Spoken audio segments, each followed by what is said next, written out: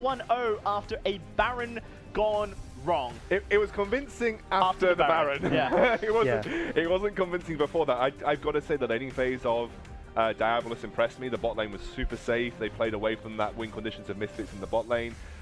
They did play to that Aatrox win condition in the top side of the map.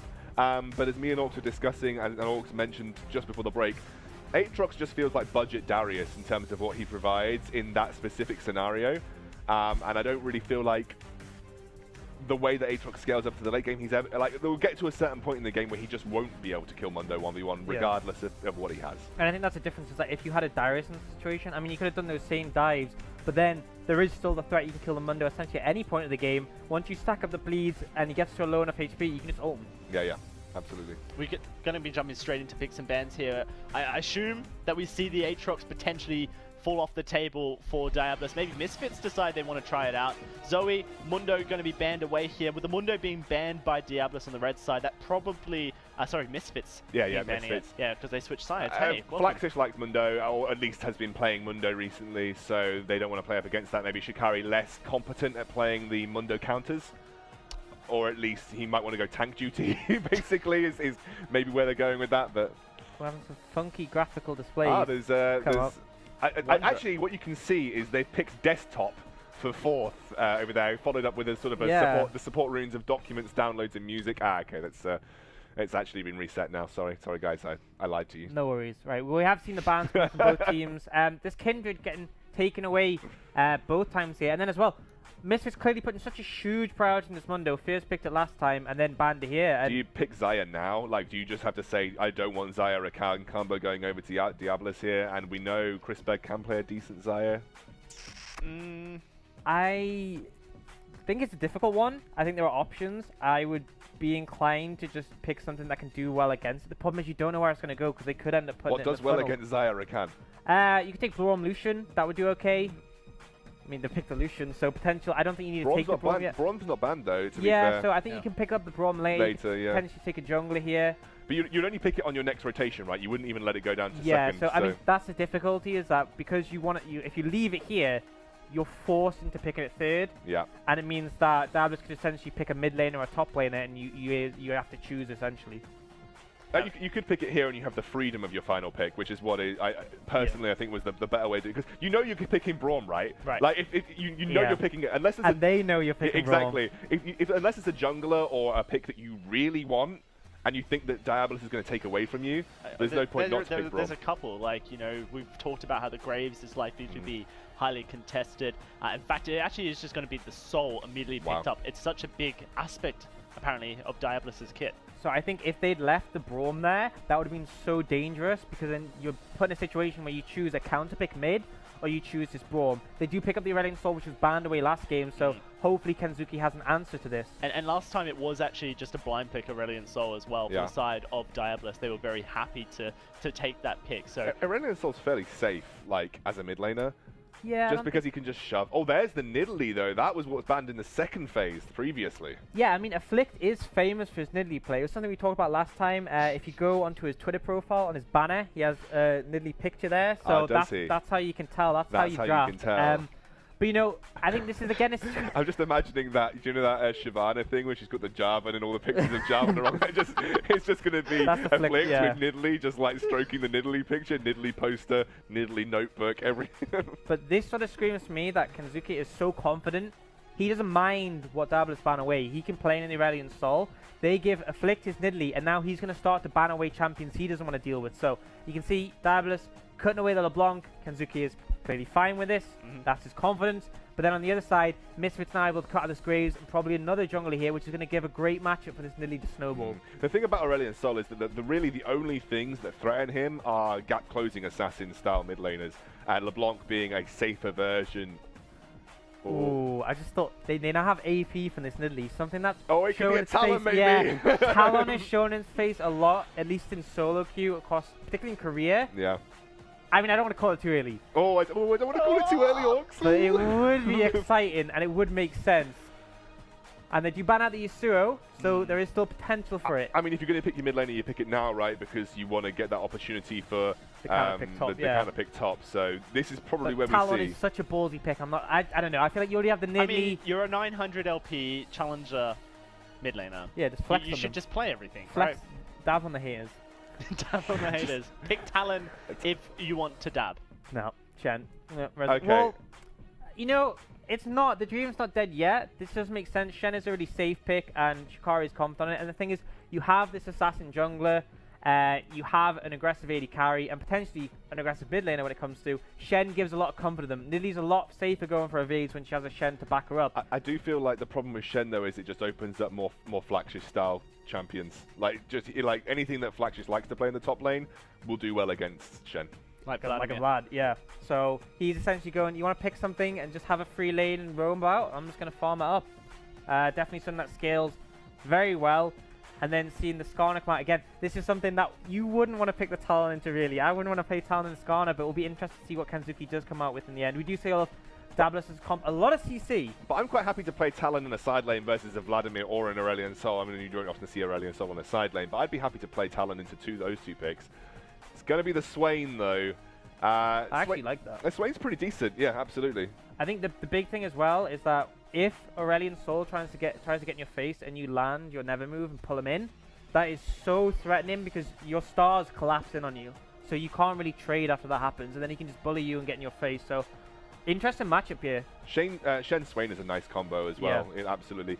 I do feel like, though, looking at strict team fights, I was Misfits previous. I think if this gets to a 5v5 anywhere post 25 minutes, 30 minutes, I might look at Diabolus and say they're going to absolutely rickroll Misfits in a team fight situation. And the really interesting thing that I think we have to start looking at towards, well, yeah, the thing that we have to start looking at is that classically the NG Zeph roaming squad has gone always up towards the top where Flaxish. It's an X sound. I can't pronounce it. It's like something to do with my Australian accent. In Australia, everything's calm and we just don't pronounce words. Lazy, basically. We're just lazy. Yeah. Flaxish, you know, is clearly wanting to. He is a convict from the British convicts. They're all lazy, right? You know. But they let me cast LVPs, Forge of Champions. It's a step up from my hard labour. It's representation. This is his punishment.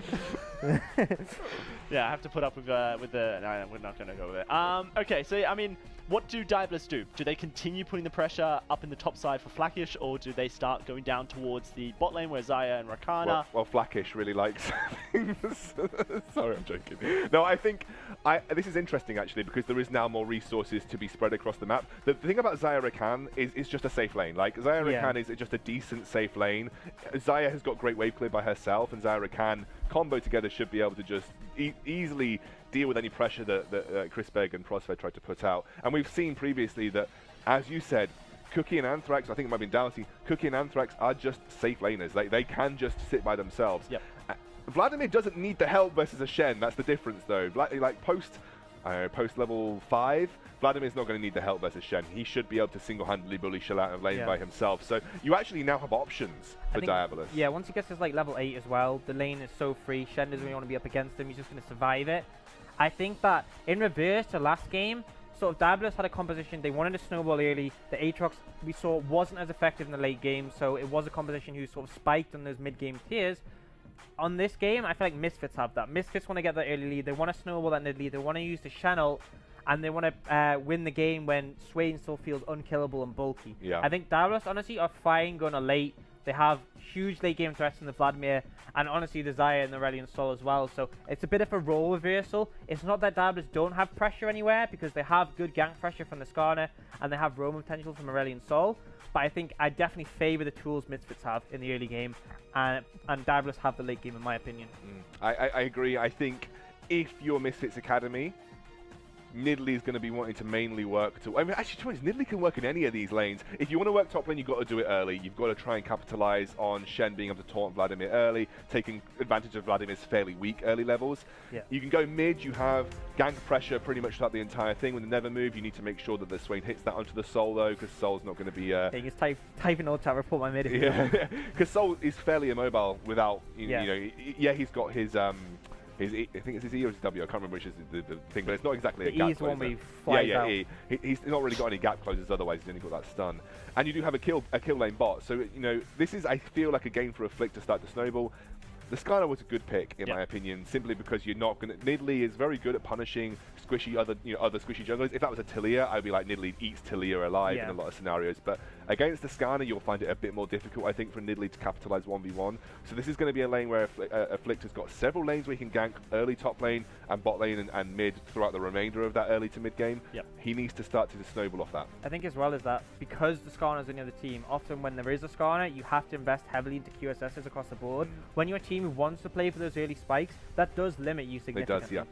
And that's something that Misfits are going to be needing, is to try and get that early spike, which just helps DIABOLUS potentially get towards the late game. And that's interesting because DIABOLUS were the ones to bring the early spike to the game. They were the ones that played really well around topside roams. They were the ones that counteracted potential bot lane pressure really nicely. So Misfits have got to make a change of pace from the way that they played the previous game. I think bot lane especially, where they definitely had win conditions early on, previous game is something that they need to be more proactive in. I want to see them be more aggressive, but they are against Xayah Rakan, and that does often make it difficult to find that because Xayah Rakan is just a safe lane. Yeah, I think as well as that, Misfits, you know, obviously they've made very low amount of roster changes compared to last bit. Out of all the Premiership teams, I think they've made the least.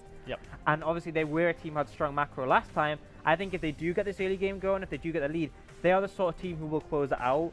I don't think they'll make the mistakes that DIABOLUS did, and I think that showed their inexperience as working together as a full roster, so it'll be interesting to see that. Well, we are going to see it as we jump onto the Summoner's Rift for Game 2 of this semi-finals here. Ox, can DIABOLUS hold on into the late game, or will be Misfits closing out 2-0? I think they have a decent chance. I think playing on the defensive in this situation with this comp, and it puts the pressure on Misfits to sort of make things work in the early. I think they're capable of it, especially when you saw how strong their early game had the potential to be. And this is actually what we saw happen with them against Enclave last week. In their second game, Enclave were the ones who got a big lead, and DIABOLUS were just able to weather the storm until they needed to. I'd be really interested to see if Afflict can have a lot of pressure in the mid lane. Zeph, very safe in his laning stage, doesn't really do anything out of the ordinary. Shoves them roam, shoves them roam, shoves them roam. Yep, and so potentially if Afflict can come in on this Nidalee and assassinate the old soul, potentially upset the norm of this mid lane for Zeph, that could be a huge factor. Oh, Kenzuki already missing his never move at level 1 and takes a lot of damage for it, but this is the sort of how the matchup goes. Zeph is going to play up in Kenzuki's face, and he has to rely on his ability to dodge the never move. If that doesn't happen, I mean, he dodged it there again, but if at some point he ends up getting hit by it, he really is under a lot of threat. Lots of damage coming out, and we haven't even hit level 2 yet. That's pressure onto Kenzuki as Aurelion Sol does Aurelion Sol things. It shows his confidence in this matchup here, and I mean, there is the advantage on Kenzuki having the TP, so even if he does get chunked out, he's able to back off, but actually getting pressured significantly here, very chunked out, so might need to use that TP sooner rather than later. You would think so. Have to see what happens once Zeph gets his level 2 as well.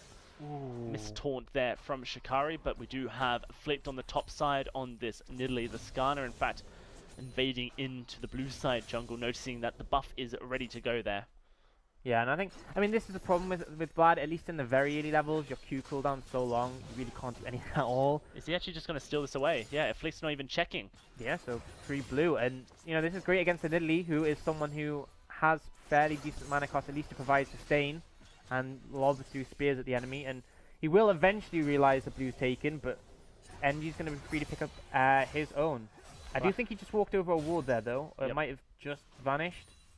No, I think he did get seen by it, so they should expect the blue to be missing, and or yeah, the Skarner shines as well. Very sad. Vision. Yeah, very true.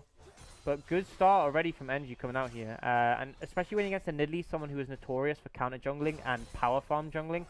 This is what you want to do in the early game against it if you want to stop her from snowballing. So far for DIABOLUS, it is a good start as far as the jungle is concerned, but we haven't seen anything just yet. NG on this Skarner, potentially making his way up towards the top side. We'll see if he can make anything happen here as he does enter into the lane. Portal combat. Yeah, it is just a bit of a beat off here. Wow. Yep, that's exactly what they're doing, beating each other off. No, Anthrax trying to freeze the wave, and Prosper not having it, so now Misfits have to overstay and try and shove it in. And actually, Cookie was able to back and come back without using his TP and pick up some boots, so he's fine in this situation. That's actually going to help Diabolus, because so far they have been pressuring very much onto Prosper. If they can continue to do just that, that's going to be great. So much global pressure that we haven't really talked about from Misfits. 4 teleports on the side of them. It's only Afflict who is missing that global summoner. Yeah, something I'd like to talk about regarding Xayah is the sort of build paths that we've seen. The common ones being the Essence Reaver into Crit Item into Infinity Edge. But, I mean, it's a kind of a clunky build, particularly the 1-item spike. So much worse than Lucian's. Chrisberg rooted on up. This could be first blood coming through. The flashes are there, and it is going to be easy for the side of Diabolus. In the mid lane, Zeph trying to lay down the damage onto Kanzuki, but here comes Afflict to push them on back. There it is. That's exactly what was necessary. Already Diabolus showing that Cookie and Anthrax can make this Xayah-Rakan combination work. They have a lot of pressure on it. Yeah, absolutely, and that's why you pick this lane. That's why you play this matchup, and it's going to give a big lead over to Cookie already. And just good confidence play. Taking the Ignite on the Rakan as well, compared to the TP on the Braum. So a lot of confidence in making use of that to get this early kill. And Chrisberg just caught sleeping. Here we go. Zeph going to be slowed, trying to turn this around. Does get the stun, but here comes Afflict, dodging the spear. Simple stuff there from Zeph, continuing to pressure, but is now out of mana. Here's that replay of the first blood in the bot side. Yeah, so Chrisberg just overstepping, gets root and burns his dash. Does flash away, but you're so low at that point. The Ignite's spinning down. No heal available. Both of the bot laners on Misfits side have got TP. So very vulnerable in an all-in. Once this Ignite comes down particularly. It's good play from Diabolus. And one thing to note, actually, was that earlier gank towards the top side from NG that was off camera did force a flash from Shikari. And knowing how Diabolus like to play, that does mean that we probably will see a bit more pressure from NG and Zeph in the future. I mean, this is great for Zeph. You're in a situation where you're happy to shove away mid, you've absorbed a bit of pressure from Afflict, and now you have options. You roam top, you have a flashless Shen, you roam bot, you have a flashless Lucian, and you have all the engage from a Xayah-Rakan. So, you know, his options are open. He has now recalled, pick a couple of items, particularly that Dark Seal, which, you know, you're going to be wanting to stack up, and now is where we're going to look into where Zeph goes and where he's going to try and snowball on the map. Afflict hasn't had any impact yet on this Nidalee. Has kind of showed his face a couple times mid lane, throwing a couple spears here and there. Hasn't connected one just yet. We have to see how this Nidalee can go, because one of the issues, I suppose, that comes when you have so many options available to you where you put the pressure is that sometimes you just don't apply it in the best way, and eventually the pressure game that you had that was so valuable is lost. Yeah, and I mean, it feels like he hasn't really committed to anything massively. He's just been farming away. The blue takeaway does hit him fairly significantly. But, you know, this is a pick that we saw so much priority that Diabolus banned this away. Oh, we're actually seeing the Nidalee getting invaded. Yeah, it is going to be Afflict in trouble. There's the flash away. Is going to survive, but now it's the red buff stolen away over to Zeph to continue to be able to try and pressure against Kanzuki. Yes, just bullying this Nidalee essentially. And it's quite an interesting thing in that last draft, we saw the Nidalee get banned even when Sejuani was taken, just because of the fear that taking Trundle into Nidalee would be so unfortunate. But now they have the Skarner Aurelion Soul. Diabolus are confident to punish. There's the stun. Oh, there's the ultimate coming out. Kanzuki forced to flash, but it's going to be kills in the mid lane for Zeph. Diabolus have stepped up here. They are not ready to fall. Yeah, and they're doing so well. And this is the difference between this game and the last one. We saw advantages get accrued by Diabolus last game, but they... Oh, that's a big spear. Yeah, He's just going to commit push. with the Skarner there. Yeah. Just potentially pushes Diabolus back in a way that they need to keep Shikari alive. Yeah, we saw last game, Diabolus got early advantages, but they didn't have the scaling potential, and they didn't manage to convert the lead on the Aatrox, whereas here, you can already see huge chess leads in the mid and top, already getting kills without any jungle assistance in the mid and bot lane. This is huge start for them already, and Flashes might already take this tower top lane in the next couple of minutes if something isn't done about it. Shikari is not having fun here. Nope, he lands the taunt, but doesn't really do much. Yeah, Blackish is going to start healing that back up, and then the next minion wave that pushes in could just be first blood. on the towers for Flackish. Yeah, it shows that DIABOLUS have so many strong individual players. Misfits are obviously our reigning champions in the UK Premiership, and they're obviously great as a team, but lacking in lane somewhat. And oh no! Might come about here. Is Prospero in trouble? Does have the flash. Is going to jump away. Fine to escape, but very low. Going to be forced to head back onto base. There's that solo kill in the mid lane coming through. Zeph just basically keeping Kenzuki at an arm's length. Yeah, so you see the difference. Kenzuki doesn't manage to land his E, whereas Zeph lands a stun onto him. And then it's at that point you know the all-in is a bit doomed, and you have to flash out, but the flash on Zeph's there to follow, and it's so hard to deal with his Aurelion Soul when he's up in your face.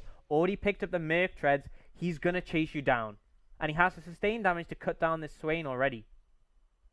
First brick won over by DIABOLUS, a huge 2,000 gold lead already for them as the CS leads in the mid lane. In the top lane, starting to stack up. Only hope, I suppose, could be this bot side where Chrisberg is continuously out-farming his opponents, but so far, even there's kills in favor of DIABOLUS. Yeah, exactly. I mean, the CS advantage is slight. The one-item spike is, I would argue, better on Chrisberg. Oh, pullback did get langed by Kenzuki there, but again, still can't commit now, he's behind. But yeah, the one-item spike is better on Chrisberg, but you don't have the scaling advantage, and this is a difficulty with Misfits. They're falling behind when they have a team comp that needs an early lead to be successful. Teleport going to be committed from Chrisberg to make sure he doesn't miss out on any of that juicy CS. We do have a lot of members from DIABOLUS down in this bot side, potentially looking to try and get control over this Ocean Drake. Also spotting out where this Nidalee is as well, gives all the knowledge over to NG, what he wants to do with it. The Rift Herald will be secured nice and safely for DIABOLUS, and we did see some good usage from it in the previous game to secure those mid lane towers. I'll have to see whether they do decide to use it this game. Yeah, I could imagine using it mid again would be a great opportunity. Frees up your Aurelion Soul to roam, but the options are there. Interesting to talk about the itemization. We have seen Twin Shadows picked up by Flaxius on this Vlad, so something that did get changed recently. Offers him a lot of pick potential. I mean, Shirelius was the big item for Vlad when that got buffed, but he did get changed mostly because of how well he synergized with it. Looks like Twin Shadows could be the new alternative, and you can see he has plenty of damage to bully away Shen right now. I mean, Twin Shadows is my favorite item just because it has the best cover, you know, the best artwork in the game. Yeah, very spooky. Very spooky indeed. I'm too scared to look at it for too long. Yeah, and when it comes out, it's surprisingly effective. The longer distance the ghosts travel, the longer they spook you for, the more you're slowed. So there's a lot of threat, because if you run away from it, you're going to get slowed for longer. If you don't run away from it, you're going to be close to them. And I mean, I don't think it's going to do too much in the 1v1 lane here, but if Flaxius starts to roam anywhere else, there's a lot of threat for this item. Since this stream is a safe space, every time I see a ghost, I will warn you so that you don't get spooked yourself watching back at home. Yep. So far, Misfits currently just trying to weather the storm. They did secure themselves that Ocean Drake. Clearly, there's a bit of a difference in style here between DIABOLUS and Misfits. Misfits far more priority onto those Drakes in the early game, whereas DIABOLUS doesn't really seem to mind. I just don't think they care. I think it's one of those situations where you see clouds and oceans pop up, and DIABOLUS just really aren't bothered. They have much more important things to be looking at when they have this early momentum. So if Misfits want to pick up a Drake or two, I mean, honestly, last game, I don't think the Drakes made a difference. I think much more the big Baron they ended up stealing probably was the turning point. So I think DIABOLUS are again happy for Misfits to pick up the Drakes as long as they can keep maintaining this pressure. And you can see it's coming in bot side where they're going to try and pick up this tower. Yeah, everyone here is down towards the bot side. NG and Zeph showing their face just barely. Misfits going to have to watch out for that. Lots of damage down onto the tower here, and so far Cookie starting to come back into this AD carry matchup nicely. Now with Zeph hard pushing down the mid lane, you have to imagine that Misfits know that they can't really do anything. Here's the engage. Anthrax jumping in, jumping out. It's going to be the Brum disengaged, but the teleports are coming through. Looking for more. It's the suppress and pull through, and Chrisberg the first casualty. They are going to pick up the support of DIABOLUS in the process. It may not matter though. Prosphere stunned under the tower. They're looking for more. Prosphere will go down. Does look like the Nidalee is safe, and Cookie you would think would be able to win against Shikari, but Zeph going to make sure that it doesn't become a fiesta by using the ultimate to blow him away. Yeah, huge plays from the side of Diabolus. They saw the Channel come down on a Crispig, and honestly, he overcommitted to try and make good use of that Channel. But then you have NG there already. Flax just TP'd in, and then Zeph turned up as well. And we're going to see that quickly in the replay. Yes, obviously the engage comes in from Anthrax to lock Crispig up. Channel comes in now. Diabolus just disengaged, but Crispig wants to make use of the ult. Overcommits into Cookie's Blade Caller, and the teamfight's pretty much lost at this point. Diabolus comes in on the flank. Shikari's already dead, so they don't even look at him. They look for Prosper. Even with the flash, he gets taken down. And then on the bot side, Cookie just has to stall and not die to Shikari, essentially. You'd think would be easy. Didn't look like it was a potential to be spooky. There's that mid lane tower falling in favor of Diabolus. 3-0 is the counter so far. And a 5k gold lead, huge this early, especially when you have a scaling composition. Yep. Interesting to see on the build from Diabolus on Cookie, he has gone for the Storm Razors, which has been buffed this patch. You only need 30% crit to have the proc damage buffed up to a full 200% crit damage. So most likely will pick up a rapid fire cannon after this, and he will have a lot of mid-game bursts. I mean, we've talked a lot about how much weaker these crit champions are, particularly in the early game. If you go Storm Razors, then say a rapid fire cannon, you'll put out as much damage as a Lucian, at least with regards to burst. Maybe not as much sustain, but when the Lucian's so far behind, there's no worry with that. Oh, Spooky Ghost, don't be scared. Crispig, watch out! It's a safe space, but maybe not for Flackish, as he is forced to now fall away. Teleport going to come through as well from Kenzuki, I believe. Oh, it was Shinkari. I should have just looked at the map and would have been able to find it out.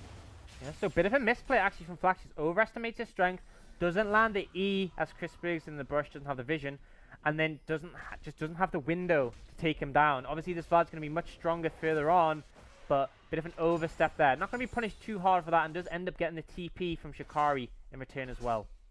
TP is pretty strong. You definitely want to be trying to get those out from your opponents where possible, but when it's a Shen, I mean, he kind of has his own TP built into the ultimate. I'm really looking forward to seeing how teleports continue to be useful across the board. Looks like Prosper swapped out his summoner now, going for the Ignite instead. Yeah, something that can deal with quite heavily with the Vladimir, of course, prevents his healing. Seems Zeph actually going aggressive here. Yeah, does want to go in. Let's see what can happen. It's Anthrax looking for the engage, but doesn't quite connect it the way Diabolus wanted. That does mean they will immediately fall back. You know, and I don't want to spread bad omens already, but this is what we saw from Diabolus last game. That's true. Their mid-game, they were trying to force these plays. The execution wasn't quite there, which ended up leading to the Baron, which is where they threw the game, essentially. They have this early lead again. I want to see them execute and land on these proactive plays. Drake is coming up in 20 seconds, and I believe that's an Infernal, so a much juicier objective than we've seen so far. That's going to be the first thing Diabolus wants to secure if they really want to transition this into a win. Yeah, I think I would make the bold prediction that Diabolus do care about Infernal Drakes. I'd hope, you know. Infernal Drake lives matter. Hashtag. Yeah. 2018. And they are going to start, and they are going to look to secure it. For those it's actually an ocean, so the overlays... We got lied to. Yeah, overlays lying to me. It's but, so hard to hey, tell. I mean, that's interesting, though, because... they're prioritizing a non-Infernal Drake. a non... Maybe they saw the overlay as well. Yeah. We tricked them into taking so Ocean Drake. to tell. You got suckered! No, I actually knew the whole time. I was testing you and all the viewers. So anyone who just fell for that, ha! For those who are wondering about the phone call that Ox received as well in the previous game, turns out it was his brother Tom. Yep. Hi Tom. You owe Tom £11, Ox, so if you could sort that out, that's all he was calling for, was to inform you that you owe him £11. That's why he felt the need to call me mid-broadcast when he knows I'm broadcasting. When, unfortunately, I coincidentally didn't have my phone on silent. And, yeah, so... I mean, you have to take the opportunities you get. I respect that. Yeah, Tom, I always feel like he did it on purpose, you know. I always feel like the £11 was an excuse.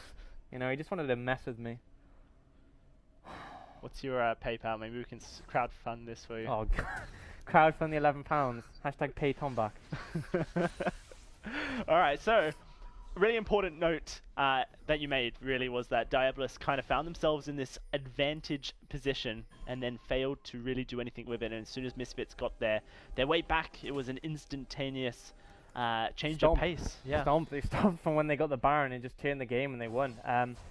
Again, I think their scaling isn't as good compared to the first game. Diabolus are in a more comfortable position, just let this game go on. And I hope we see that from their play. They don't feel as obliged just to force constantly, because that's what backfired on them. They felt this scaling advantage went over to Misfits. They felt like they had to make use of the lead they had, and that's when it ended up backfiring. Whereas now, tempo's on their side, time's on their side. They can just wait it out. And interesting to see Afflict on the bot side of the map. I mean, he does have 40 seconds till the Baron. It's a lot of time. But this does mean it's going to be really hard to contest Vision on this side. And you can see Prospect puts a pink wall down, already cleared out. There's no real vision from them, apart from one cheeky ward in the Baron pit, but don't know how much longer that's going to last. They're going to commit here onto Flackish, but the minion's going to block up that. Here comes the teleports, but can this Vladimir survive any longer is the question. In fact, they cancel it. Not going to hard commit to that is Cookie. Instead, going to continue pressuring down in this side. Here comes Energy, though. Shikari with the taunt, going to get suppressed, pulled on back, and here's the knock-up from the Rakan. Easy peasy turnaround here from Diabolus, and we'll have to see what they do decide to do with this. That's only the top laner. It's only the Shen. It's not really a high priority target.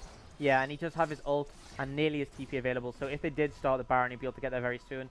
But I like it, you know. They see Misfits trying to make a bit of a cheesy play bot lane. Instead of doing something rash like forcing top, they just punish. And yet you can see it comes out here. No, that's actually live, I think. Oh, that's live. Thought that was a replay. It was just live. Seen another angle of the rift. He cleared a ward. Yeah, that's important, but on the wrong side of the map. You want to be clearing wards on the top side, which you can see Chris Big and Prospect doing here. And, I mean, again, you can feel Diabolus aren't rushing this game nearly as much. Baron's been up for 40 seconds, and they haven't thrown the game yet, so doing a lot better. Oh, we are seeing the replay here, so Engie comes in, knows Afflict's the harder target. Shikari taunts, but doesn't actually use his flash there. And just the lockup is so devastating from this Skarner. Not actually seeing QSSs come out. We did talk about this as something there was a potential for. QSS up across the board, none picked up so far, so this Skarner is still a massive threat, even though we normally start to struggle at this point in the game. That's very true. Maybe Misfits will decide to go towards it soon. Yeah, 6-1 on the kills though, and it's still sitting just at a 5,000 gold lead. Diabolus haven't really done anything. Yeah, but I feel like they don't need to. I mean, it's one of those things where you're ahead, you're in control, you can just keep farming it up. You know you outscale. The Shen's becoming more irrelevant by the minute, especially compared to this Vlad. Literally can't find the windows. Oh, good pullback. Route, yeah. Amphrax's going to take a lot of damage here. Flash is oh, it actually is available now. Used it quite a while ago, but looks like it's going to be a fight breaking out as Zeph may be in trouble, tries to get some space. He's doing so much damage on this soul. It's a one-man party from Diabolus, but here's the calling to try and stop it. Spooky ghost alert! Don't get scared, guys! Oh. Oof. It's okay, guys. No one got scared. They're one of the big towers there to protect them. But yeah, some aggressive play from Diabolus. Misfits able to give it back, and it shows this is a team who aren't just going to give you the win for free. They will still threaten you. So Diabolus need to be careful. They want to maintain this lead and equalize this series. At 22 minutes yet, it's Diabolus still not looking for this Baron just yet. They do have so much vision control, at least they had. In that top red side jungle, you would expect that Misfits would take this moment of opportunity to try and remove as much of that as possible. You can see Prospect kind of only making his way through downtown, clearing wards. Oh yeah. Control. Wait. You just saw off map, so Zeph. Oh wait, we are seeing some action top lane. I mean, is Shikari actually dead? He actually forces the flash. Wow, Diabolus with the solo kill. I didn't think it was going to happen. I just see top laners fighting, I think. Yeah, and this is the power of this Vlad at this point in the game. Potential to solo kill the Shen. Your top laner is now bleeding, and there's pressure on the other side. What I did see off map was Prospect was trying to contest the vision. Zeph walked into him. Zeph got scared, clearly thought Prospect wasn't alone, and flashed away from just Prospect. So, bit of a oopsie daisy there, but not punished too hard, as opposed to Shikari, who was brutally punished on the bot side. And now this is where things get difficult, because Baron isn't the only win condition for Diabolus anymore. They can just win off the split push alone, and the pressure from the rest of the team, and they're being rewarded by this top tower just on that solo kill. Fantastic stuff from Diabolus, realizing that they have multiple opportunities to win this game. Can't throw up Baron if you don't do Baron. That's it. It's an easy fix. That's the that's what Coach Diabolus is saying, basically, is don't worry, boys. Just don't take the Baron. Here's that kill. And a bit more excitement this time, as we know it's going to happen. Great dodge out with the pull. Yeah, this outplays the taunt, and you're a sitting duck once that happens, and Shen does have the flash available. But guess what? So does Flacius, and actually flashed a bit too soon. He hadn't released his E. You want to time it so you dodge that damage. That's the only way you're going to survive from that point.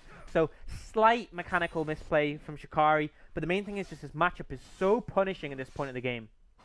Gonna see Diabolus collapse around this Mountain Drake, and it is a Mountain Drake. I personally verified it earlier, just to so I could pass your test, Ox. Do I win? Yep, you passed it this time. Woo! We'll see what the next one is, though. Important, though, because Mountain Drake does help secure dragons, which obviously, I mean, not just dragons. dragons. Yeah, barons. It does help secure barons, which are very useful if you're trying to win the game. That's true. If you're trying to throw a game, Yep. you don't want to throw it But it by looks being like- there for as yeah. long as possible. Diabolus and fallen the textbook. Don't do Baron. Don't do Baron. Can't throw a Baron if you don't do it. Ooh. Oh. I was like, ooh, that's good. No, 0 damage. Yeah.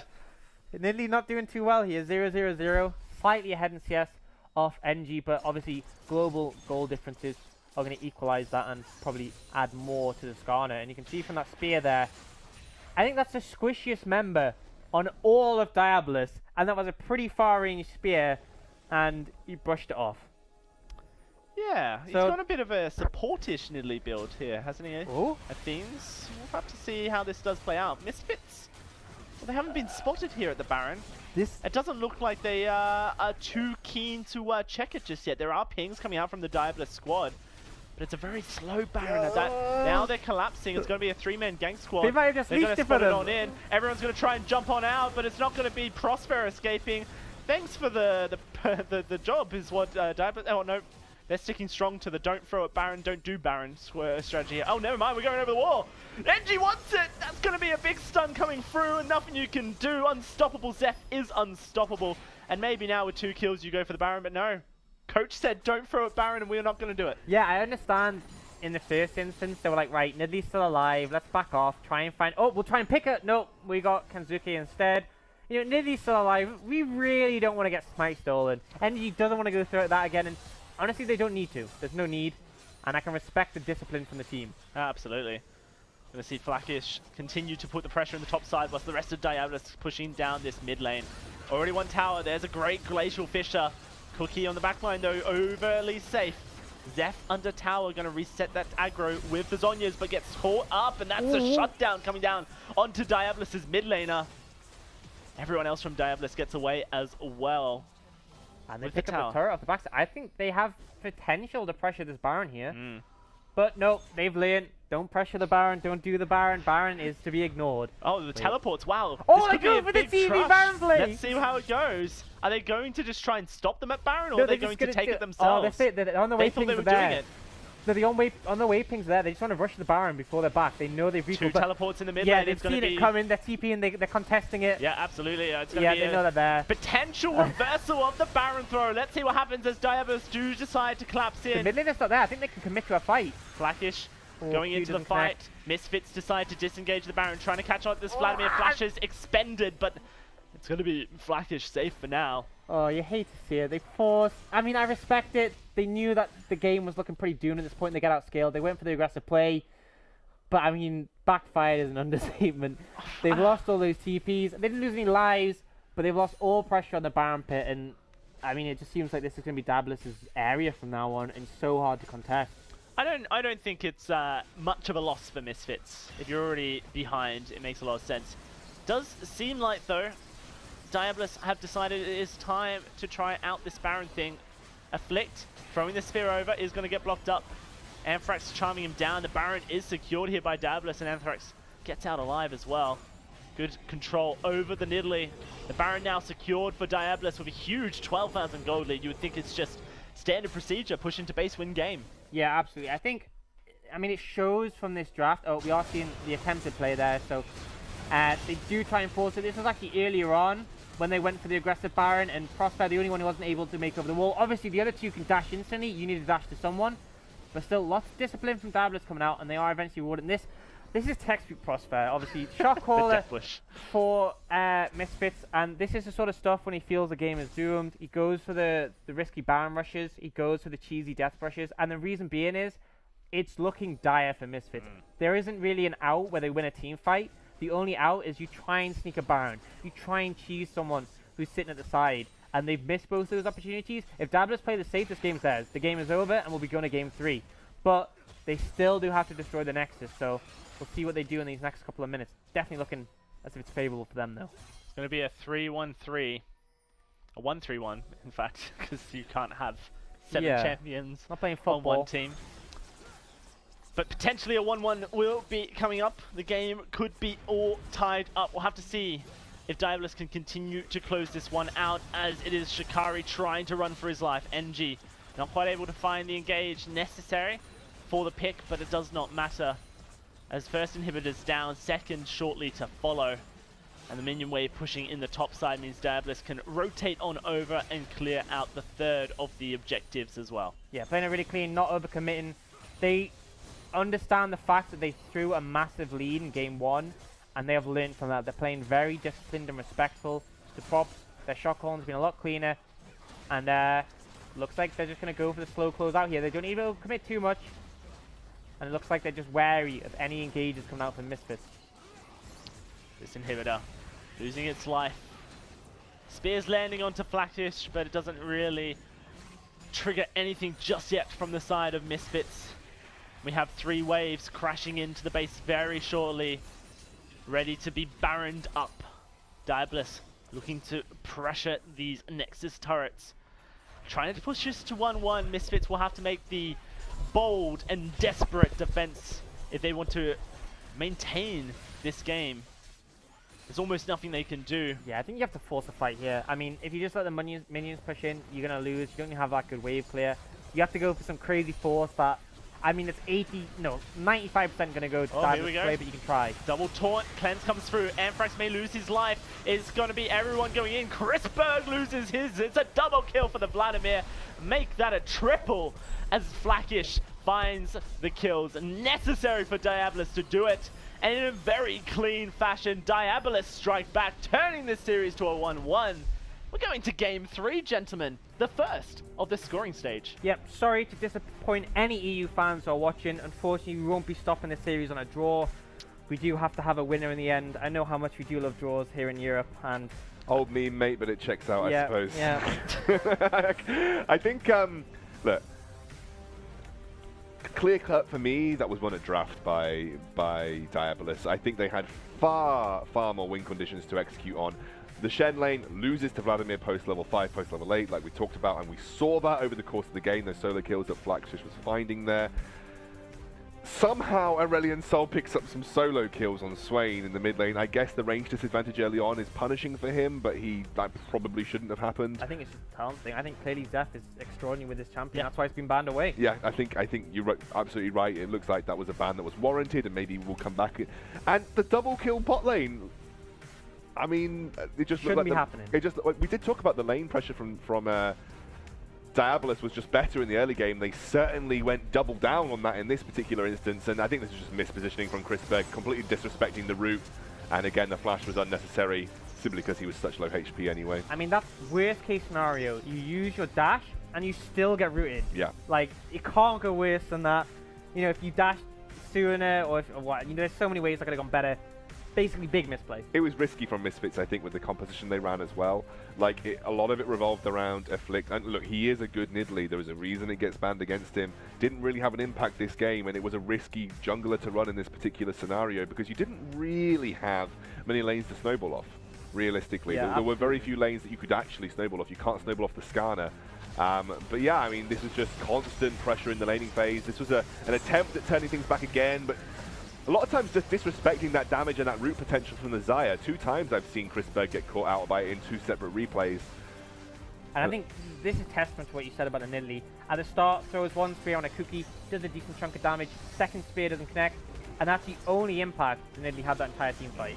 You know, so for something that was banned away so heavily, for something that was clearly drafted as a priority for Afflict, didn't have the impact Misfits clearly hoped for. That's a big problem, especially for the fact that I mean, Afflict has it as his Twitter banner. Yeah, maybe you should get a new banner. If you're a Twitter analyst, you're just going to immediately know that that means he's good at Nidalee. Maybe that was the bait. Maybe this was the bait that he put the Nidalee there when really he's not. Well, I mean, that's rude. I'm not going to say that. What he's saying is, what Ox is saying is actually, fell for his own trap. 1v1 me and Nidalee, I'd take you on. Is that what you're saying? Afflict is a good Nidalee. It just felt like they didn't have the tools to make it work. I just think the laning, all lanes were based, especially top side of the map, just losing, right? I think Swain was the only lane that had the potential to win up. And Swain can't shove in an Aurelion Sol, so you just lose that anyway. Yeah, last game you saw them have the late game. They tried for an 80 game comp here and it didn't work, and it felt like at this point in the game they're going for these cheesy attempts. They go for the Baron rush and they just get picked to pieces every time. DIABOLUS had so much control here. I think one thing that I really respected, I think, from DIABOLUS was the fact that they didn't go for Baron until it was just a scenario where they wouldn't lose Baron. You know, even in this situation where they get 2 kills, one onto Kanzuki, one onto Prosper, they still do not go for the Baron. Just continuously respecting the fact that Afflict clearly able to win those smite wars. It's not something you want to put onto that 50-50 table, especially when Misfits showed that all they needed in game 1 was a Baron to wipe the floor. Yeah, like I said, I just think that there was a good idea behind the draft from Misfits. Just don't think it was... Like, I just don't think it had the core concept that were easy to execute on. It was a very tough composition to execute on. I don't think it was a good draft for them as a team as well. Yeah, below par for what we're used to from Misfits, I think. And again, Aurelion Sol shoves in Swain early on, Vladimir shoves in Shen. You're going to have 2 lanes that are constantly shoving and hard to pressure.